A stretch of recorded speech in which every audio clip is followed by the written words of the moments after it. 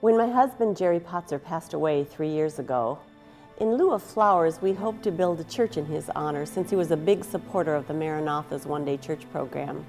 We had no idea what an amazing plan God had in store. 13 years ago, Jerry preached a large evangelistic series at a stadium in Bulawayo, Zimbabwe, supported by a large team of Northwesterners, including many academy students. We recently had the opportunity to go back to that location, my son Troy and Dwayne McKee and I, and we reminisced about it. Those meetings didn't happen without some arm twisting and prodding from his friend Dwayne McKee. Jerry would often say, "I'm not an evangelist or the son of an evangelist. God's given me some gifts, but evangelism is not one of them." But Dwayne kept poking and prodding him, and eventually Jerry used to say, "I was converted." A series of meetings was planned for Bulawayo in March 1998, and at the end of those meetings, more than 1,000 people made decisions to be baptized, including some of our own academy students. Jerry was so excited by those meetings, not only the changed lives of those in Zimbabwe, but also our own young people. From then on, he presented at least one series of meetings somewhere in the world each year. After Jerry died, we started thinking, where could we build a memorial church? It was a bit frustrating as things just didn't seem to come together and time was marching on. But God's timing is always perfect. Just a few months ago, God provided a much prayed for piece of land in Bulawayo, just minutes from the place where Jerry had preached his first series of meetings in Africa 13 years ago. And Mrs. Ngoma had been praying for 11 years for a church to be placed there. It was an exciting spot, the perfect place.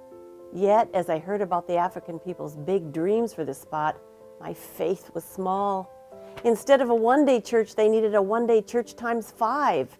And not just a church. They needed school buildings for their weekly outreach to their over 160 neighborhood children, as well as for their Dorcas work and Pathfinders. I am so grateful for those who had more faith than I, people like Ann and Rick Westermeyer, and Dwayne McKee, Bob Paulson, and Garwin McNeilis.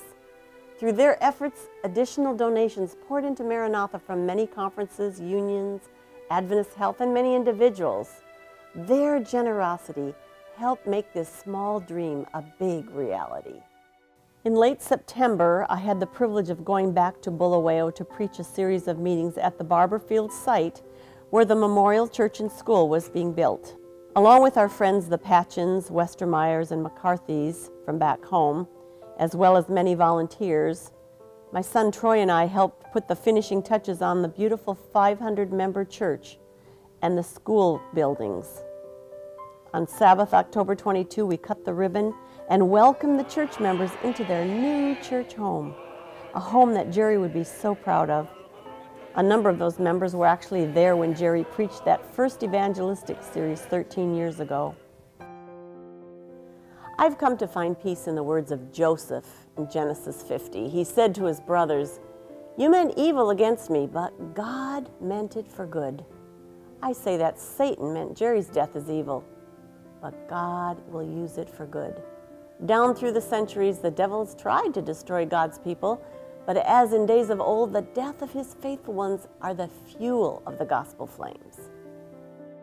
Someone asked me, how can I speak about this? Isn't it too painful?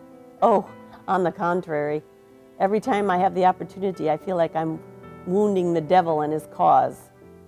So this new church and school in Bulawayo will stand as a memorial to a man who overcame his fear of evangelism and as a reminder of how God can take Satan's plans for evil and bring about something very, very good.